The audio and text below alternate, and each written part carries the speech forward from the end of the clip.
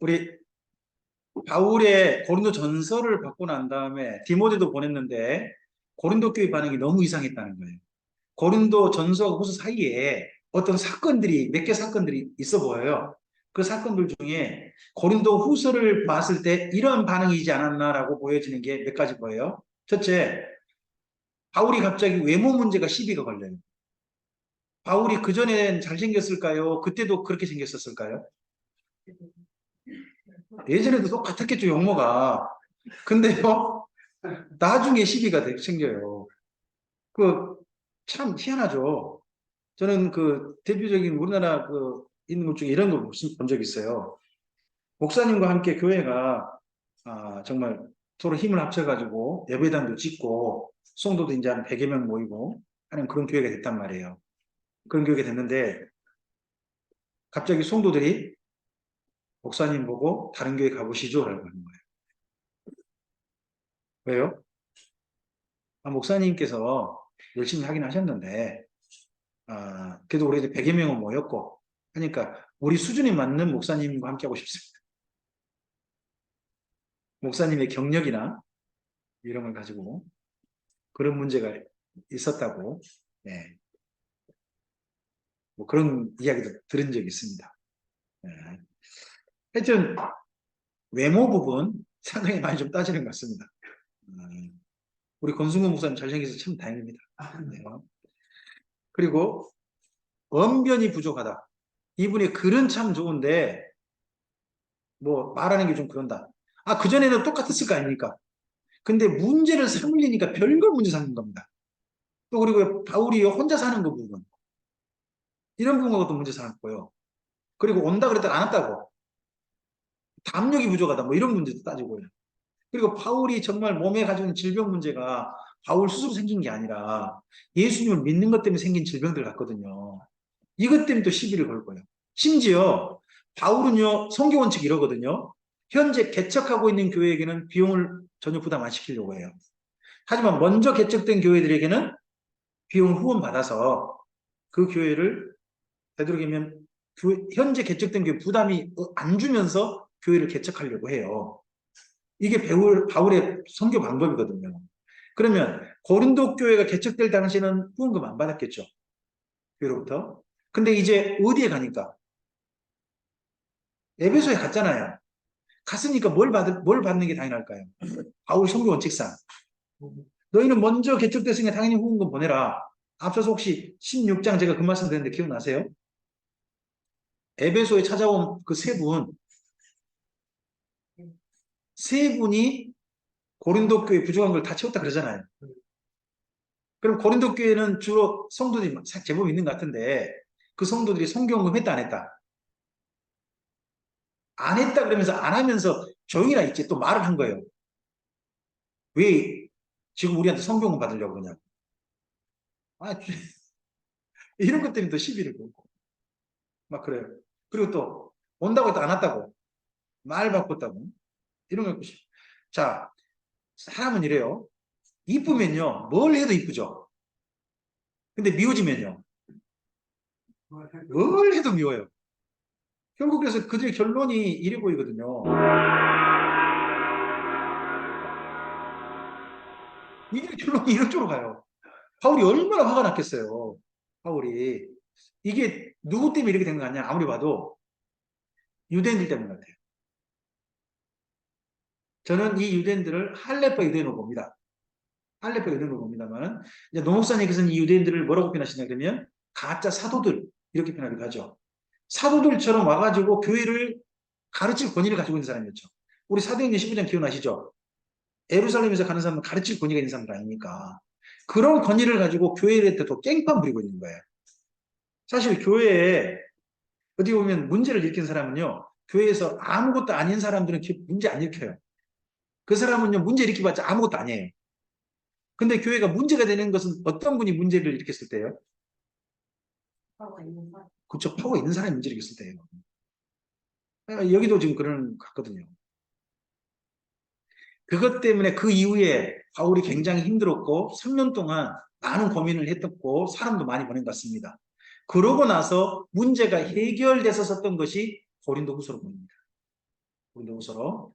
고린도후서의 중요한 내용은 이 단어입니다. 두 가지가 중요합니다. 위로라는 단어가 중요합니다. 또 하나가 뭐냐? 경고가 중요합니다. 고린도후서는 두 가지 내용으로 되어 있습니다. 하나는 위로받았다는 내용으로 되어 있고요. 또 하나는요, 경고하는 내용으로 쓰고 있습니다.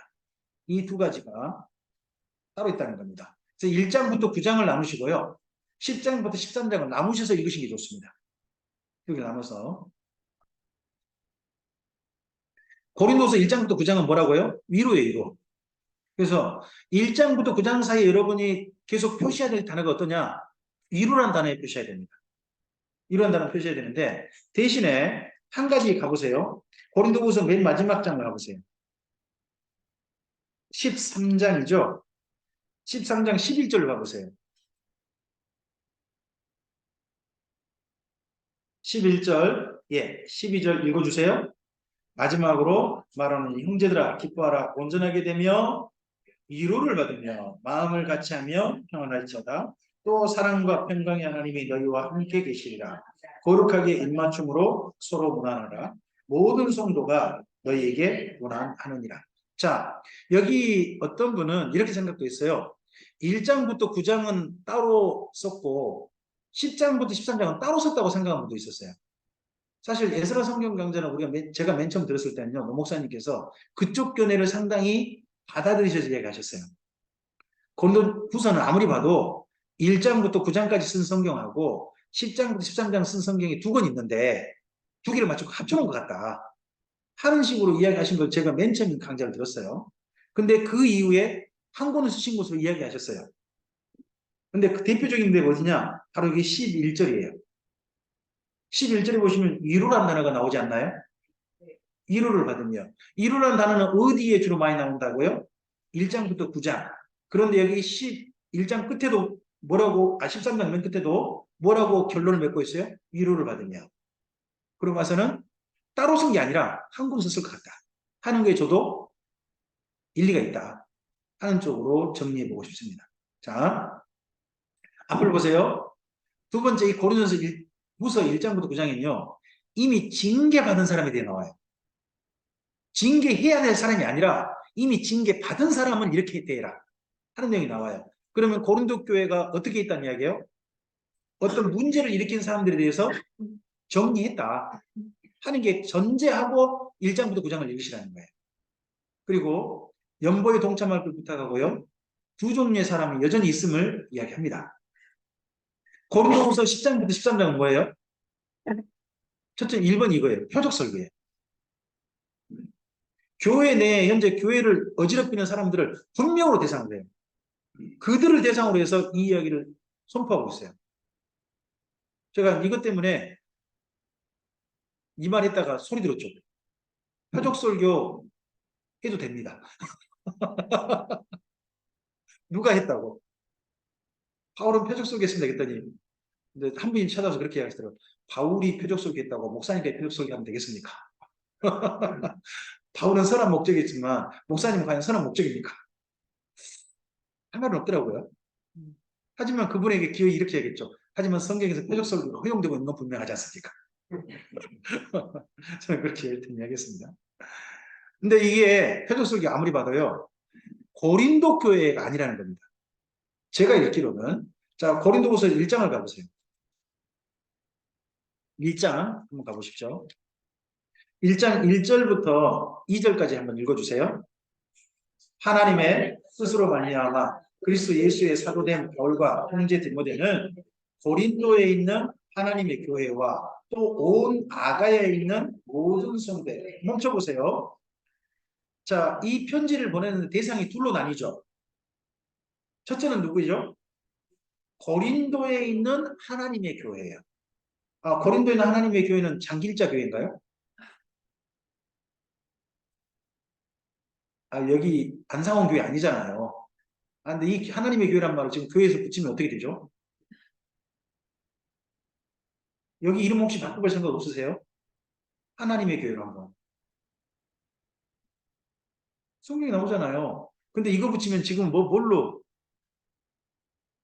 저는 교회가 점점 정말 써야 할 이름들을 포기하고 이단 때문에 안 쓰는 것 같아서 또 이단을 정제해놓고 안 쓰는 것 같아서 너무 안타깝습니다. 자, 그리고 그 다음 뭐라고요? 또 누구에게? 온 아가야에 있는 모든 성도예요.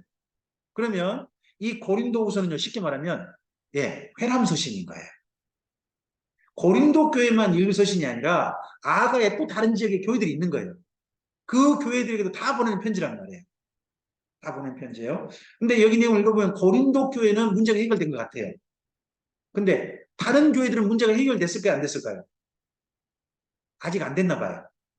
여전히 잘못된 유대인들이 교회를 괴롭히고 있는 교회들이 많나 봐요. 그러면 그 교회들에 가서 이 편지가 읽혀지는 것 같거든요. 이 편지를 가져갈 사람이 누굴까요? 디도 같아요, 디도. 디도가 가서 연부 부탁하면서요. 아직도 남아있는 그 아가에 있는 다른 교회들이 있잖아요. 그 교회들에게 이 말씀을 선포하는 거예요. 바울의 이 말씀을. 10장부터 13장을. 그러면서 니네 이렇게 했다가는 가만 안 둬. 바울이 그러거든요. 내가 가가지고는 가만 안 둘 것이다. 이런 말을 쓰고 있어요. 하여튼 그런 말을 다시 한번 선포하면서 그 교회를 좀 바로잡고자 하는 부분이 있다는 거예요. 자, 그래서 앞을 보세요. 2번 뭐라고요? 바울이 절제하지 못해요. 이 사람들과는 말할 때 감정이 조절이 안 돼요. 여러분 혹시 누구랑 만나면 감정이 조절 안 되는 사람 있지 않나요? 이 사람만 만나면 너무 화가 나. 너무 짜증나. 그래서 말만 섞으면 자꾸 내 말이 어떻게 나와요? 곱게 안 나와. 툭툭 나와. 혹시나 그분이 남편이 아니시길 바랍니다. 아내한테 그러시거나 그러면 곤란합니다. 근데 속에 좀 뭔가 쌓인 게 많은 사람한테 꼭 그렇게 나오죠. 그렇잖아요. 근데 바울이 이 사람들은 감정이 절제가 안 돼요. 그 사람이 자랑한 게 너무나도 어이없고 자기를 한없이 까는 거에 대해서 폄하하는 거에 대해서 못 참겠어요. 그러니까 바울이 내가 참지 못하고 말하겠다. 내가 자랑 감히 하겠다 하는 거죠. 사실 바울이 자랑하면 될까요? 안 될까요? 바울이 고린도전서 13장에서 사랑은 뭐 하는 거라고 이야기해요? 자랑하지 않는 거라고 이야기했거든요. 자랑하지 않는 거 자기가 이야기했단 말이에요. 그런데 교회에 자기가 뭐 하겠다고 내가요? 내가 내 자랑 한번 해볼게 하고 말을 한단 말이에요. 그럼 바울의 이 말이 사랑을 하는 말이에요? 화가 나서 하는 말이에요? 그렇죠. 화가 나서 하는 말이죠. 그런 거니까. 네, 좀 감정이 절제되지 않는 부분이 있습니다. 그 다음에 이 편지를 누가 전달해요? 디도가 전달합니다. 근데 바울이 편지 속에 무슨 내용을 해요? 네 번째요. 이번에 방문하면 어떻게 하겠다? 경고를 담아가지고 편지 보냅니다. 이 경고까지 가져가서 디도가 그 문제를 해결하는 거죠. 문제를 해결하는. 그러니까 고린도는 이미 문제 해결된 것 같습니다. 하지만 그 주변 다른 교회들한테 경고하고 니네들 함부로 까불어 봐. 내가 가만 안 둘 거야. 또 이 다음 내 다음에 누가 올 거야 지금. 바울 선생님 곧 올 거야. 막 이 말을 선포하고 다니면서 교회들을 안정시키는 그런 내용이 고린도후서 10장이라고 생각합니다. 자, 고린도후서를 그래서 이렇게 정리하면 될 것 같습니다. 먼저 아가야 교회에게 문안하고 어떤 단어를 중심으로 써요? 위로라는 단어를 좀 씁니다. 그리고 1장 23절부터요 2장 11절까지 방문하지 못했던 것을 희망합니다. 해명이 길어요. 상당히 깁니다. 방문하지 못했던 것에 대해서 여러 가지 이유를 이야기합니다. 그런데 이제 2장 12절부터 7장 4절까지가 우리가 흔히 바울의 삼천포라고 합니다.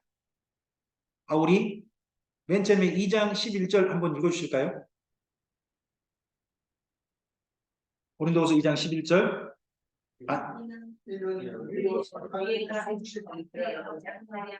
네, 12절 13절까지 읽으셔야 되겠네요. 내가 그리스도의 복음을 위하여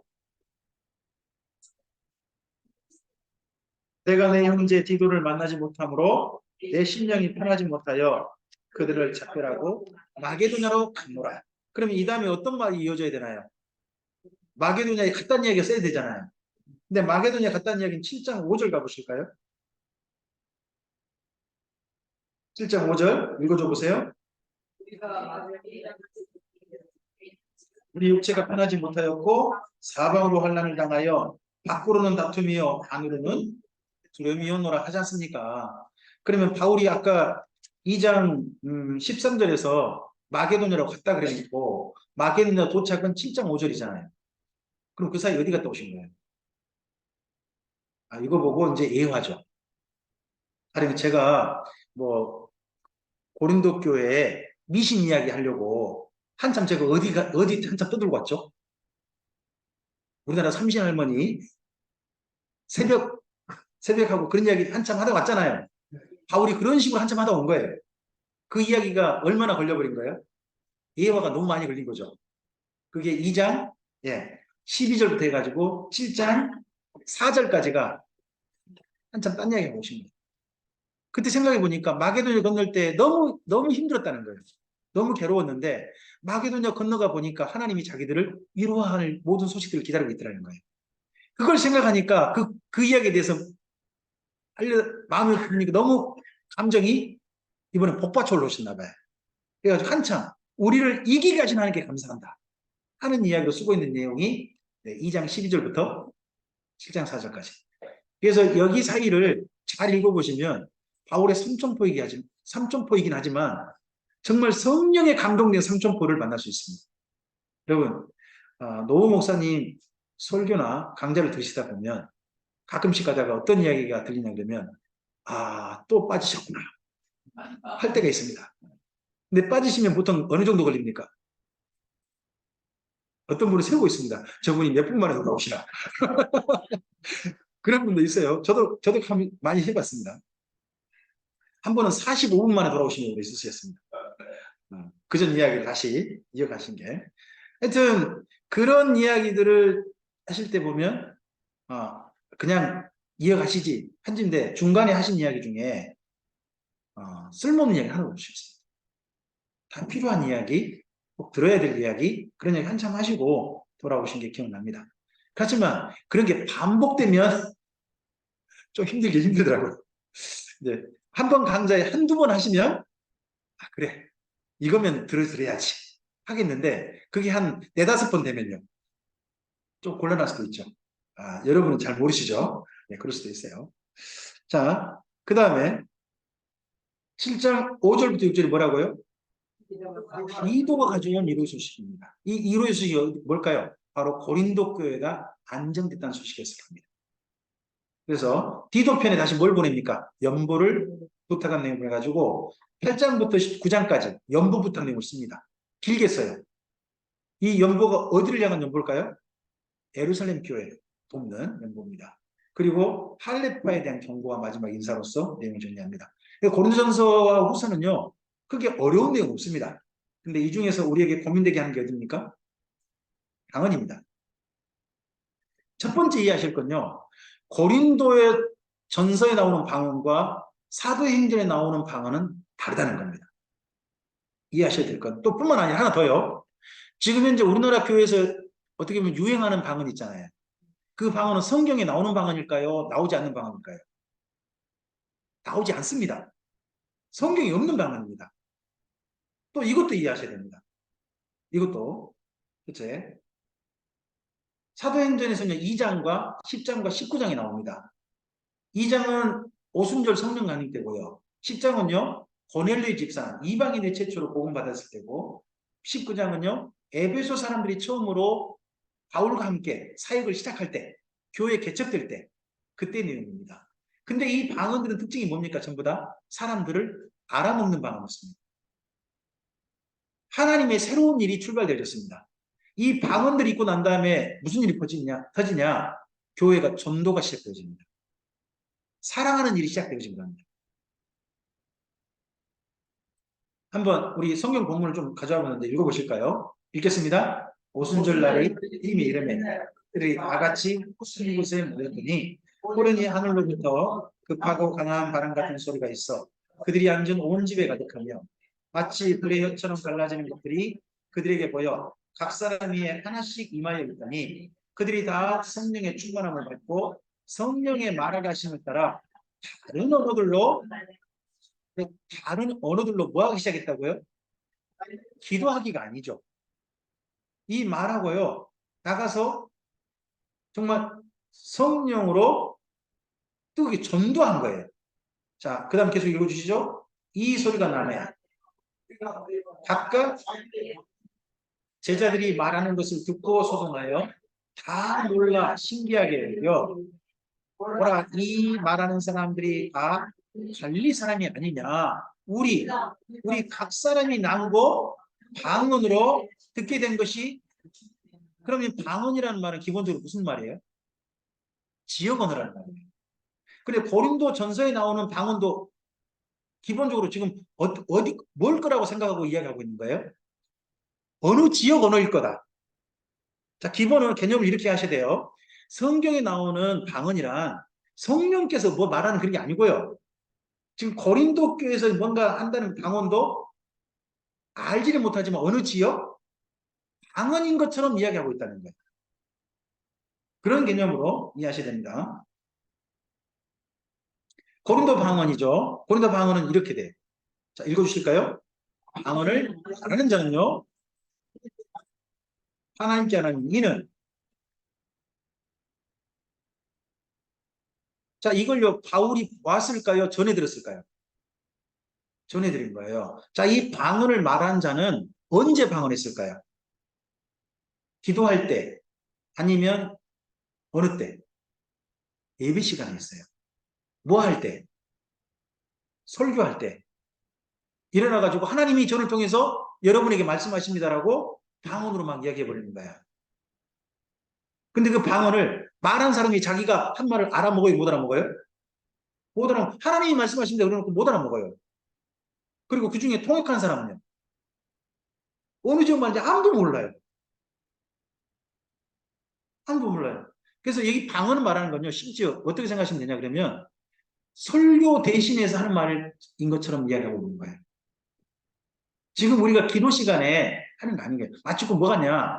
예전에 다미 선교 있죠. 다미 선교의 방언은 어떤 방언이었죠? 하나님께서 언제 오십니다? 10월 28일 밤 10시에 오신다고 오늘도 말씀하십니다라고 방언을 통역하잖아요. 다른 사람은 못 알아들었지만 방언 통역하는 그렇게 통역해 줬단 말이에요. 아, 모르세요? 그렇게 통역하고 전부 다 그렇게 했어요. 뭐 권미나 하방이 이런 중학생, 고등학생이었던 애들이 그때 이야기 시작해가지고 네 개 파로 나뉘어가지고 서로 간에 우리 팀이 맞아, 우리 팀이 맞아 해가지고 서로 열심히 했죠. 근데 돈 많이 버신 분이 다가올 미래를 대비하라. 그 책 쓰신 분 아니에요. 그래가지고 나온 유명한 선교회가 다가올 미래를 대비해라. 그래가지고 담이 선교회잖아요. 아, 잘 모르시는구나. 아, 이쪽에는 그게 별로 바람이 없었나요?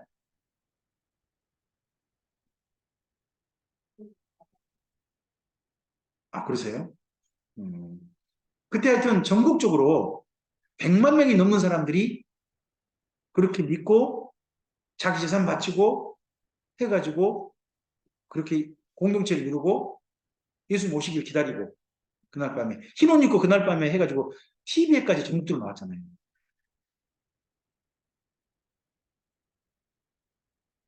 하여튼 기독교의 그냥 모든 게 그냥 땅에 떨어지게 만든 사건이 그때 있었잖아요. 이게 비슷한 거예요, 이게. 이것 때문에 당연히 지금 많이 하나 하는 것들 영어로 비밀을 말하는 거다. 그러니까 이게 번역이 문제라는 거죠. 바울이 이렇게 전해드렸다고 해야 되는데 전해드린 게 아니라 실제 이렇게 하고 있다. 물론 이 사람은 자기가 그렇게 말한다고 할 수 있어요. 이때 고린도 교회에서 방언한 사람들은 뭐라고 한 거예요? 자기가 방언 말하면서 내 말은 이런 거다 하는 거예요. 그러면 이렇게 해도 고린도 교회 사람들은요 별로 거부감 없이 들었다는 거예요. 이렇게 말하면. 왜 그랬을까요? 거기 문화가 여기 관련된다는 거예요. 거기 문화가. 그걸 얘기할 거예요. 자, 고린도 지역 방언을 봐보세요. 첫째, 지역은요, 어디서만 나타나요? 다른 교회에는 그 당시 나타난 적이 없어요. 고린도 교회만 나타났어요. 그 이전에는요, 나타난 적 없어요. 고린도 교회만 나타난 독특한 현상이에요. 두 번째, 사도 바울은요, 직접 못 봤어요. 직접 못 봤어요. 경험자들은요. 거기 여신도란 게 보여요. 14장 보시면 그 방언 말한 자가요. 자기들이 방언을 말하고 신령하게 말했다 그러고 마치 꼭 설교를 대신하는 말인 것처럼. 우리나라 말 같은 것도 아니에요, 지금요. 우리나라 방언 같은 것도 아니에요. 하는 사람들이 여신도들인데 그렇게 말을 해요. 결과가 뭐예요? 그러다 보니까 바울이요. 예배의 순서 이렇게 해라라고 하는 말까지 들어있어요. 14장 읽어보시면 너희가 그 예배 드릴 때 이렇게 해라. 지역적에 온 사람들은 차라리 순서대로 하고 그 중에서 혹시나 못 알아먹는 어느 지역에 왔는데 방언 통역한 사람이 없으면요. 그 사람 말하지 말고 이렇게 해가지고 그 고린도 교회에서도 자기가 신의 말을 전하는데 못 알아먹는다 하니까 그 사람들 제발 뭐하라 너희들도 말하지 말아라 하는 식으로 내용을 정리한단 말이에요. 그리고 아볼로가 떠나버리잖아요. 설교자가 설교했던 분이요. 설교를 포기하고 가버려요. 설교를 포기하고 설교라는 말을 여기 고린도전서에서 뭐라고 썼을까요? 애언이라고 썼어요. 14장 읽어보시면 애언과 반언으로 비교해서 읽어요. 애언은 뭐예요? 아볼로의 설교예요. 거기 고린도전서의 14장에서 대표 나타나는 방언은 뭐예요?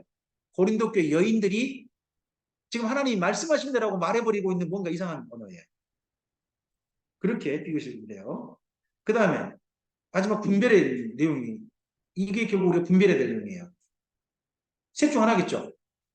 성령의 은사일든지 아니면 그 당시만 나타난 표적일 수도 있고요. 또한 무엇일 수도 있는 거예요? 성령의 은사일 수도 있죠. 자, 고린도라는 도시가 어떤 도시냐가 중요해요. 고린도는요, 이 필레폰노소스 반도 사이에 이 이오니아 해하고 에게 사이에 있는 중요한 항구 도시예요. 그 당시 로마에서요, 이 헬라 지역의 수도로 삼은 도시예요. 아테네가 수도가 아닙니다. 고린도가 수도예요. 왜요? 여기 이쪽 이오니아의 이쪽 가면 뭐가 나와요? 로마예요, 로마. 로마가 있고 이탈리아 반도가 있단 말이에요. 그쪽에서 오는 물건을요, 여기 고린도에서 이 사이, 고린도만이라고 하거든요. 이 사이로 가면 배가 큰 물결 없이 안정적으로 갈 수 있어요. 그러면 이 밑으로 가면 어떻게 될까요? 이 밑으로 갈 수도 있잖아요. 밑으로 가면 어떻게 될까요? 여기가요, 첫째 몰고, 두 번째 여기가 유라굴로라는 강풍이 자주 일어나고요. 미친 바람 또 하나가 있어요. 여기가 암초지대가 많아요. 암초지대가 많아서 이 필레폰네소스 반도하고 여기 밑에 산토리니 있고 그 밑에 그레데 있거든요. 이 사이에 유명한 전설이 있어요. 혹시 사이렌이라는 전설을 아시나요? 그리스 로마 신화의 사이렌. 그 요정이잖아요. 요정이 그 배가 지나갈 때마다 노래를 불러준다잖아요. 하고 막 노래 불러주면요. 너무 이상한가요? 죄송해요. 아니, 노래 불러주면 거기 배 사운드 어쩐다는 거예요? 그 노래에 홀려가지고 배를 그쪽으로 가다가 암초에 부딪혀서 그냥 차출된다는 거예요. 그 전설이 있던 곳이 거기거든요. 그러면 여기를 사람들이 지나가는 거 좋아할까요, 싫어할까요? 싫어하죠. 그러면 여기를 가려면 어디를 가야 되겠어요? 그럼 이쪽 가려면. 이 사이로 가는 게 제일 좋아요. 그러다 보니까요, 고린도는 그 당시 로마의 곳곳에서 로마로 가는 물류 있잖아요. 그게 모여들어서 보내는 물류한 거예요. 최대 물류한 거란 말이에요. 그러면 어느 지역 사람들이 올까요? 로마 지역 곳곳에 사람 다 오는 거예요. 사람들이 다 와요. 다 오면 그 당시에 유대교에서는 어떤 전통이 있었죠? 손님이 오면 그 손님한테 이야기하고 가게 하는 전통이 있어요. 그걸 이용했던 사람이 누구죠? 바울이잖아요. 바울이 안식일이 되면 습관을 따라 어디를 가요? 회당에 가가지고 뭘 얻으려고 해요?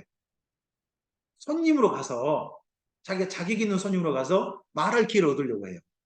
성경을 강론해가지고 그 중에서 예수님을 소식을 전하고 믿을 사람을 찾는 거잖아요. 그렇게 했잖아요. 그런 것처럼 고린도 교회도요. 그런 유대계 전통을 따라서 오신 손님에게는 무얼 줬을까요? 이야기할 기회를 준 거예요. 이야기할 기회를 주되 각 지역 언어니까 언어를 뭐 해줄 사람이 필요해요? 통역해 줄 사람이 필요해요. 그뿐만 아니라 자 여기 온 사람들은요 또 집에 가야 되겠죠. 딴 데 가야 되겠잖아요. 그러면 누구의 도움이 필요할까요? 이 당시 그리스 사람으로 생각해 보세요. 또 항구를 여기까지 무사히 도착하긴 했는데 간시도 갈 때 누구 도움을 받아서 가야 되겠어요? 누구 도움이 필요할까요? 바다의 신의 도움이 필요할 거 아니에요. 신의 음성을 듣고 가야 될 거 아니에요. 이 여행이 누가 허락하신 여행이 돼요? 신이. 그러면 누구한테 가서 물어봐야 돼요? 포세이돈한테 물어보는 게 아니라 그 당시에 신의 음성을 들려주는 신이 아폴로예요. 좀 전에 우리 보셨죠? 고린도의 그 아고라 옆에 뭐가 있어요? 아폴로 신전 있었잖아요. 그러면 거기 우리 집사님 같은 분이 가서 선장님 가서 물어본단 말이에요. 물어볼 때 그냥 물어볼까요? 어떻게 물어볼까요? 그 물어보는 데가 이제 여기에요. 여기 밑에가 어디죠? 여기 좀 전에 아폴로. 저 산 꼭대기에 또 신전이 있어요. 여기가 뭐가 있어요? 아데미. 예, 아래 거 신이에요. 아래 거. 이쪽에 물어보는 거예요. 그래서 저 위신은 아데미 신전이고요. 8장부터 10장 연결됩니다. 그리고 여기 아래 신, 아폴로 신전은 12장, 14장 연결되는 거예요. 저는 이 둘 다가 그리스 미신과 관련된다고 봐요. 그리스 미신. 대표적인 그리스 미신의 이게 뭐냐 신탁이라는 게 있어요. 신탁. 신탁이 뭐죠? 신의 이야기를 전달해 주는 거죠. 그쪽 독특한 언어잖아요. 그것이 가까워진 가장 가까운 델포이 신전이고요. 델포이 신전이 여기도 아폴로예요. 또 여기 고린도도 무슨 신이 있어요? 아폴로가 똑같이 아폴로가 있잖아요. 아폴로는 무슨 신이라고요? 신탁. 신의 음성을 전달해 주는 신이란 말이에요. 이거 잘릴 가능성이 높은데. 그래서 약간 오늘 저는 델피를 네. 우리 교수님이랑 저랑 오늘 같이 갔다 왔어요. 델피 그러셨다. 이곳에 델피. 네, 아폴로 신전이 있다는 거예요. 델포이 신탁을 만든 신탁을 곳이죠. 만든 네. 전쟁을 할까 말까. 이거 잘릴 거거든요. 아마 뭐 알아서 하시겠죠. 신유선 목사님 알아서 하실 거예요. 그렇게 믿고. 아, 이거 바로 제재 들어와요. 알쓸신자 미관. 인용하면 하는데 여러분 혹시 가서 한번 찾아보세요. 이거 델포이와 신탁 알쓸신자 해가지고 하면 짤로 올라와 있어요. 짧아요. 별로 길지 않거든요. 여러분 꼭 한번 읽어보세요. 이 신탁을 이용했다는 게 신의 음성처럼 이용했다는 거예요. 페르시아가 쳐들어왔는데 아테네에서 이걸 신의 음성인 것처럼 델포이 신전하고 서로 짝짝꿍 해가지고 이용해 먹었을 것이다 라고 짐작하는 내용이 이사에 나와요. 이 당시 이게 델포이 신전이에요. 어마어마했을 거라고 봐요. 상상도인데 여기에 수많은 사람들이 왔고 이곳에 와서 아폴로 신한테 물어보는 거죠. 이 델포이가 가면요 유명한 곳이 있다고 해요. 혹시 델포이를 이 지역을 그리스 사람들이 뭐라고 부를까요? 세상의 중심이라고 불러요. 이곳이 세상의 중심이다. 우리 신체 중에 중심이 어디예요? 배꼽이죠. 배꼽은 움푹 들어갔죠. 그래서 움파로스예요. 움파로스라는 말이 중앙이라는 뜻이에요. 중심. 근데 여기 움파로스가 이쪽 델포이에 있어요. 실제 그래요. 제가 농담처럼 얘기하지만 그냥 그렇게 생각하면 움파로스가 뭐라고요? 중앙. 배꼽. 원래 배꼽이라는 뜻이거든요. 움파로스. 움파로스가 배꼽인데 중앙이라는 뜻이에요. 그래서 세상의 중앙이 어디다? 델포이다. 하는 거죠. 그들 생각은. 여기서 동서남북이 나뉘고. 그렇게 생각을 가진단 말이에요. 그러니까 이 중앙에서 신의 음성이 들리는 거죠. 여기 가면 누가 있어요? 아폴로 신전이 있고요. 이런 실제 그림이 있죠. 이 무녀가 나와요. 피티아라는 무녀예요. 피티아라는 무녀고 이 아폴로 신이 신탁의 신이에요. 그래서 이 신탁 무녀인 피티아가 신의 음성을 전달해 주는 거예요. 이 신년 밑에 무녀 밑에 뭐 연기가 올라오죠. 연기가 올라오면요. 이 손에 뭘 나무를 하나 들고 있죠. 이 나무가지가 뭘까요? 이게 올리브래요. 근데 우리나라 같은 뭘 들고 있을까요? 네, 대나무 잘 아시죠? 그러다가 신이 말씀하시면 뭐가 흔들려요? 대나무가 막 흔들린 거죠. 그잖아요. 근데 여기도 이 무녀가 신으로부터 음성을 들어요. 그러면 사람들이 알아먹는 말을 할까요? 못 알아먹는 말을 할까요? 못 알아먹는 말을 하는 거예요. 좀 전에 우리 고린도전서 14장에 고린도 방언 현상이 사람들이 알아먹는다 못 알아먹는다. 근데 누가 하는 말이다? 신이 하는 말이다. 이게 익숙한 문화가 어디라고요? 고린도. 이 신탁 문화예요. 그래서요, 신탁 받을 자들이 와요. 오면 먼저 누가 말할까요? 방금 PT야. 그 여자가 사람들이 못 알아먹는 말로 막 뭐라고 하는 거예요. 그럼 이 말을 사람들이 먹는 말로 통역해 주는 사람이 필요하겠죠. 그들이 통역 여사세요. 말하는 사람도 여자고 통역해 주는 사람도 뭐예요? 여자예요. 그래서 신의 음성은 누가 전달해 줘요? 그리스 문화상 여자가. 남자가 아니라는 거죠. 여자가 전달하는 거죠. 여자가 전달하고 그 음성을 받을 자가 있는 거예요. 그러면 신이 말씀하면 나머지 사람들은 조용히 들어야 되겠죠. 설교 말씀을 조용히 들어야 돼요. 여자들이 하는 신의 음성을 조용히 들어야 돼요.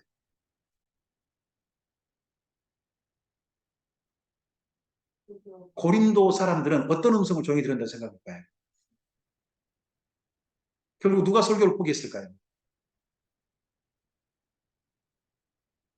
저는 이런 문화가 갈려있다고 봐요. 갈려있다. 그 신의 문화 관련된 것이 저는 그래서 12장부터 14장에 봅니다. 자, 그리스 로마 신화는요, 잘 생각해 보세요. 신이요, 능력이 한 개밖에 없어요. 일신일특이라. 특기가 하나예요, 특기가. 자, 제우스는 무슨 특기가 있죠? 제우스는 번개신이잖아요. 번개신? 번개신이면 주로 뭘 잘할까요? 전쟁도 잘하지만요. 하늘에 번개가 내리면 그때 뭐가 내려요?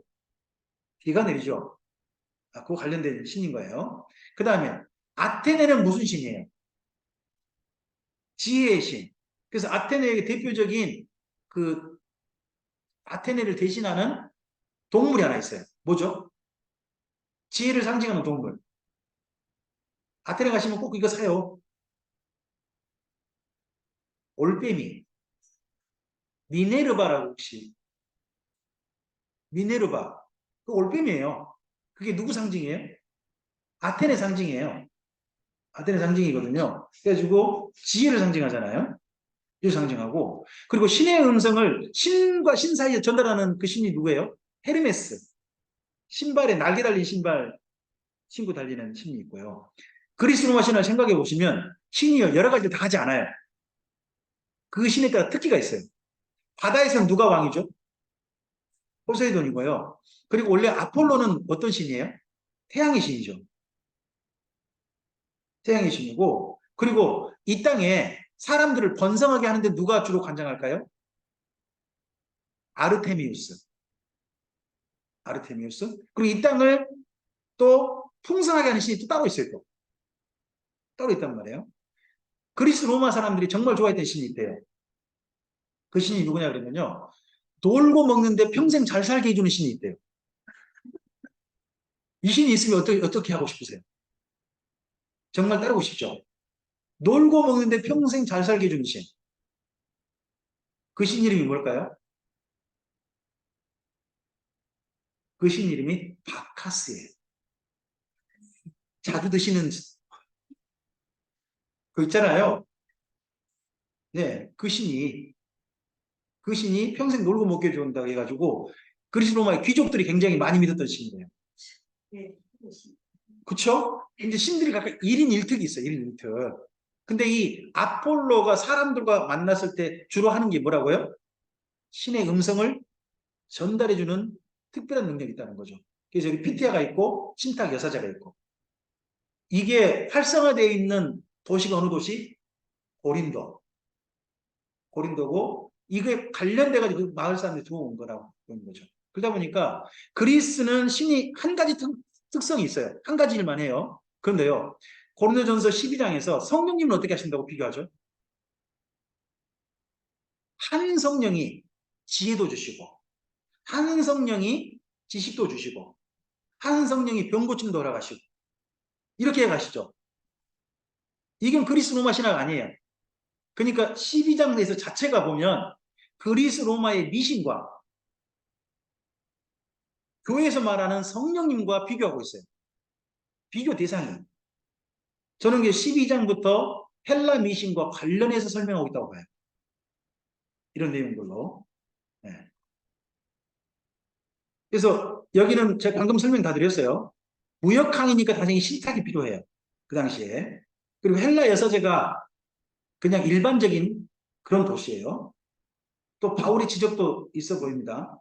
미신과 방언. 그래서 저는 여기가 고린도전서 12장부터 14장은 미신 방언과 연계된다고 봅니다. 제가 이렇게 보는 견해에 대해서 한 가지 견해로서 이해해 주시기 바랍니다. 지금 노 목사님과 살짝 다른 견해를 말씀드린 겁니다. 근데 공통점이 있어요. 노 목사님도 이게 악령 현상으로 보신 겁니다. 저도 지금 여러분께 뭘로 소개한 겁니까? 헬라 미신이니까 이게 무슨 현상이라는 거예요? 성령 현상 아니라는 거예요. 악령 현상으로 거라고 제가 지금 소개하고 있는 거예요. 악령 현상일 것이다. 다만 악령 현상이 돼 저는 헬라 미신 쪽이 좀 더 근거를 둔 거고 노 목사님은 그 당시에 가짜 사도들 이들의 활동에 주로 근거를 많이 두신 것 뿐이에요. 결국 해서는 안 된다는 거죠. 근데 문제는 뭐냐? 지금 현재 한국교회에서 하고 있는 방언은요. 성경적 근거가 없어요. 근거가 없다니까요.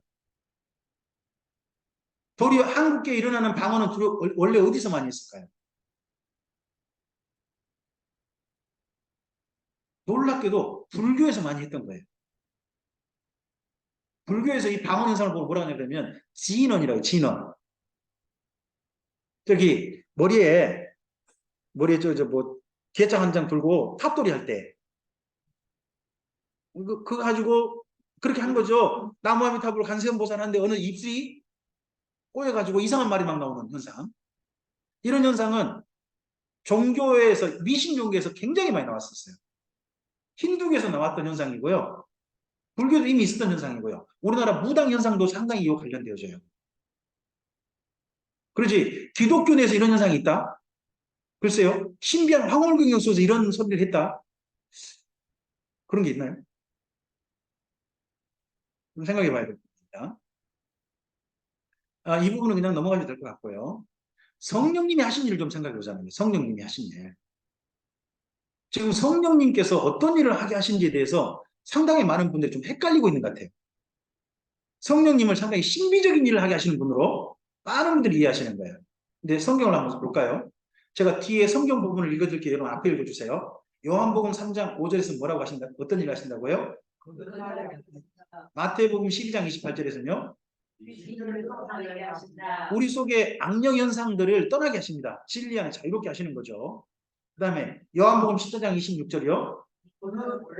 네, 우리를 돕는 분으로 깊이 계시는 거죠. 그 다음에 요한복음 16장 13절이요. 네, 요한복음 1장 8절이요. 예수님의 증인 되게 하십니다. 그 다음에 사도행전 6장 3절이요. 네, 구제하게 하십니다. 사도행전 9장 31절이요. 교회를 위로하시죠. 그 다음에 사도행전 13장 2절이요. 네, 사도행전 20장 18절이요. 네, 로마서 5장 5절이요. 로마서 8장 26절부터 28절이요. 네, 그 다음에 로마서 14장 17절이요. 성령님께서 우리에게 구하게 하는 것은 의로움, 평안함, 기쁨 이런 것들로 가시는 거지. 자기 교만이나 자기를 세력을 이루거나 이런 것도 전혀 아니잖아요. 자기만 옳다고 하거나. 로마서 15장 18절이요. 고린도전서 2장 10절이요. 예, 성령에 충만했다 그러면서 딴 사람 속이 보인다. 그 사람 이상한 사람입니다. 성경에서는 성령께서 오직 우리에게 예수를 보여주신다고 이야기합니다. 우리 안에 정말 성령님이 계신다면 예수님만 명확하게 보게 될 겁니다. 그 다음에 고린도전서 12장 3절이요. 예수님을 주로 인정하게 하십니다. 네. 갈라디아서 5장 22절 23절 우리 잘 하신 말씀이죠. 성품을 정하게 하십니다. 이게 우리가 흔히 뭐라고 합니까? 성령의 9가지 열매라고 이야기하죠. 네. 갈라디아서 6장 8절에 11절요. 착한 일을 하게 네, 하십니다. 착한 일을 하게 하십니다. 그 다음에 디모데후서 3장 16절부터 17절이요. 성경을 기록하게 하십니다. 네, 그래서 우리가 성령이 감동 있는 성경이라고 우리 믿고 오늘 보는 거 아닙니까? 그 다음에 요한계시록 2장부터 3장이요. 이기라고 말씀하십니다. 교회들에게 이기라고 말씀하시는 분이 성령님이고요. 그리고 계시록 22장 11절에요. 성령님은 교회를 보듬어 안고 교회가 교회답게 하나님의 사람으로 사랑하며 살도록 우리를 인도하시고 돕고 계시잖아요. 돕고 계시지. 넘어뜨리고 잡아뜨리고 이상한 말하게 하고 사람들이 못 알아먹는 행동하게 하고 옆에 있는 사람들 보면 미쳤다 그렇게 하게 하는 분이 아니란 말이에요. 성령님이 하신 일을 우리가 성경을 제대로 본다면 어떤 일부 현상 가지고 이게 성령의 일이니 많이 이건 너무나도 지엽적인 문제고 그게 꼭 성령이 전부인 것처럼 이야기하는 사람은 이상한 사람이라는 게 보여요. 우리가 보다 성령님에 대해서 분명하게 성경에서 하신 내용을 보고 이러한 성령의 도우심을 바르게 받는 사람으로서 우리 삶이 갔으면 좋겠습니다. 자, 여기까지 하셨으니까 잠깐 쉬고 그 다음에 내용을 좀 이어가시도록 하겠습니다. 지금 3시 5분 전이네요. 그죠? 네. 그러면 3시 5분에 그 다음 강좌 이어가도록 합니다.